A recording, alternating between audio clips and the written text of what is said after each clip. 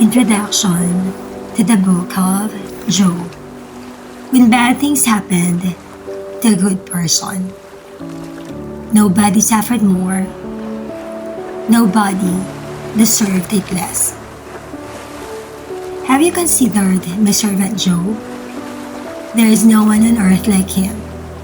He is blameless and upright, a man who fears God and shuns evil. According to Job chapter 1, verse 8. How could it happen? All at once, the world came crashing down on a single innocent man, a man named Job. First, raiders stole his belongings and slaughtered his servants. The fire from the sky burned up his ship, and a mighty wind destroyed his house and killed his sons and daughters. Finally, Job came down with a horrible, painful disease. What did I do to deserve such suffering? He wailed.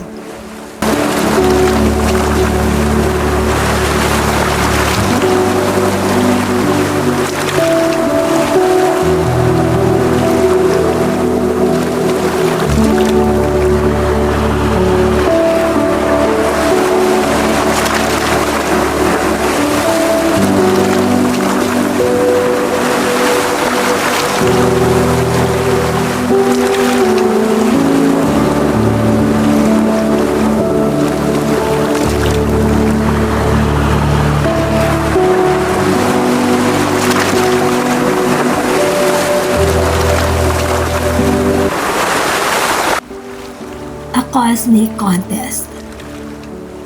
The book of Job reads like a detective story in which the readers know far more than the central characters. The very first chapter answers Job's main question. He had done nothing to deserve such suffering. We, the readers, know that, but nobody tells Job and his friends.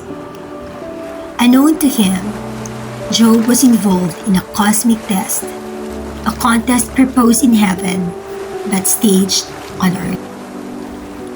In this extreme test of faith, the best man on earth suffered the worst calamities. Satan had claimed that people like Job love God only because of the good things he provides. Remove those good things, Satan challenged, and Job's faith would melt away along with his riches and health. God's reputation was on the line. Would Job continue to trust him even while his life was falling apart? This is the crucial question of the book. Would Job turn against God? Job's wife mocked him. Are you still holding on to your integrity? Curse God and die. You may check on that in Job chapter 2, verse 9. His friends were even crueler. They argued that Job was being punished, that he fully deserved the tragedies crashing into his life. For his part, Job struggled to do what seemed impossible, to keep on believing in a loving, fair God, even though all the evidence pointed against such a God. Job and Trial.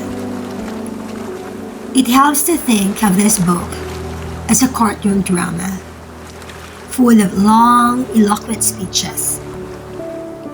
For most of the book, Job sits in the defendant's chair, listening to his friends harangue us. He knows to airtight repetitions.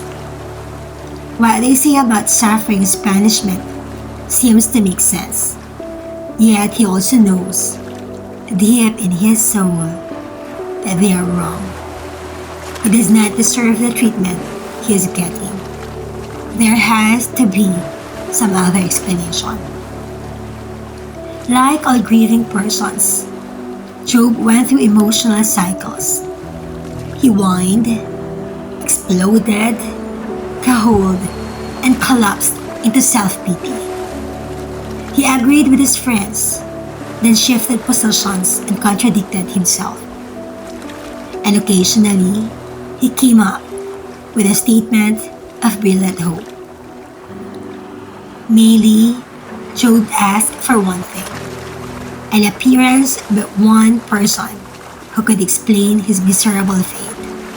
He wanted to meet God himself, face to face. Eventually, Job got his wish. God did show up in person. And when God finally spoke, no one, not Job, nor any of his friends, was prepared for what he had to say. When we feel like Job, sooner or later, we all find ourselves in a position somewhat like Job's. Our world seems to crumble apart. Nothing makes sense anymore. God seems distant and silent. At such moments of great crisis, each one of us is put on trial. In a sense, we become actors in a contest like the one Job went through. This book records every step in that process with unflinching honesty. Job's life stands as an example to every person who must go through great suffering.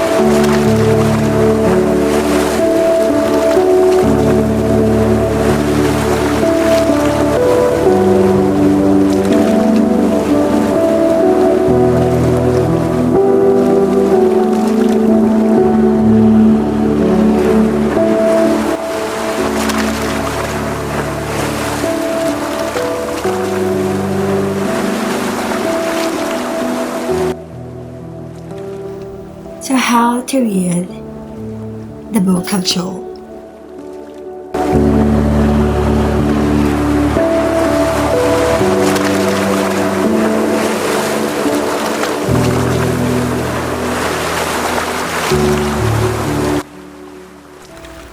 The book of Job is regarded as one of the world's truly great literary masterpieces. It contains some of the finest, most expressive poetry in the Bible. Yet, first-time readers of Job can easily get lost because the complete storyline is found in the first two chapters and the last one. Everything in between consists of a series of speeches.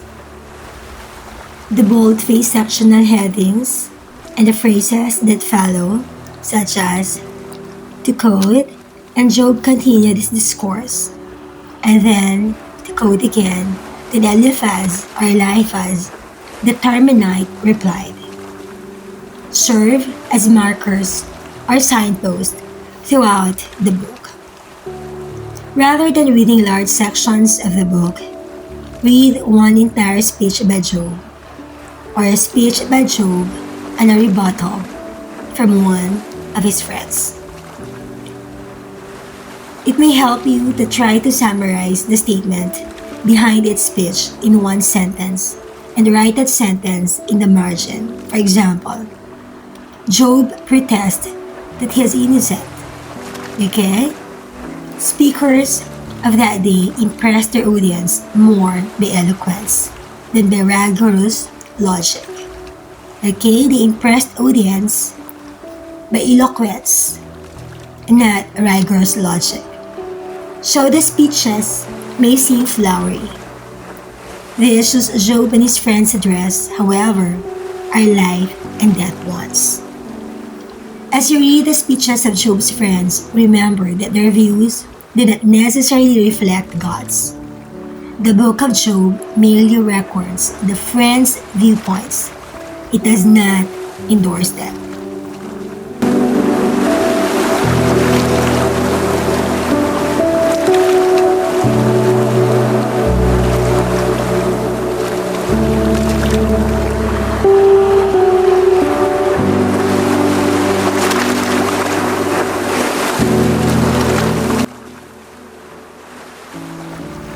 Plans for reading Job. Plan 1. An overview of Job in 3 days. So day 1, read the introduction to Job and then the 2 short chapters 1 and 2, which give background for the entire book. Day 2, read chapter 38, which opens God's great speech to Job. Day 3, read chapter 42, completing the plot of Job. Now for plan 2, we can have all of Job in 41 days. We have 42 chapters, but we need 41 days to finish everything. So we have to be back to chapter 1. Now on day 25, you read both chapter 25 and chapter 26. That's why there are 42 chapters and we just have to finish everything in 41 days. Alright?